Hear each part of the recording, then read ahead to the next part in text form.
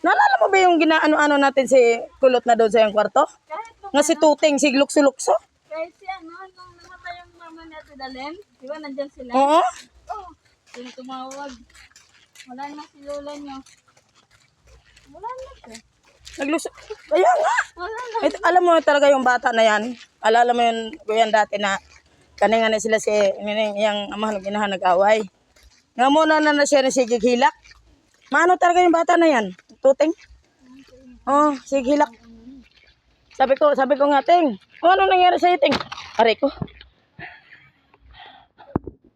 Ano nangyari sa Ting? Itudlo niya. Tapos sinignig po.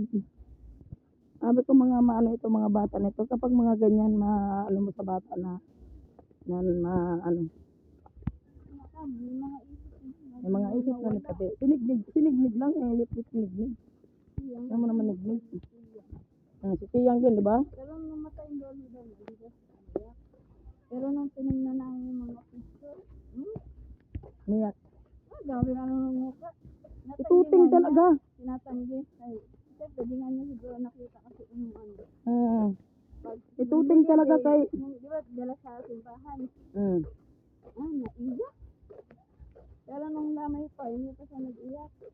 eh, sabi ko mahimuot lang din sabi ko talaga ako nitong bata ng ituting talaga sa ano ano din siya ano siya lang ang bata doon na pumasok doon nagubag isag sabi ko bakit sabi ko ng ganon palagi ka bang binibigyan ni Tito mo kulot ng ano ng pera yung o ganon siya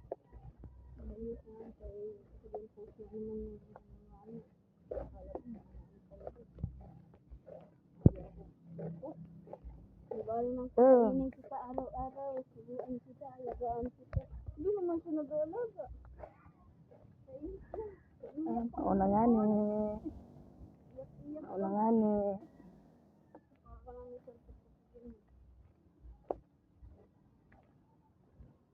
Natiding-dingit, may chismis kami natiding-dingit.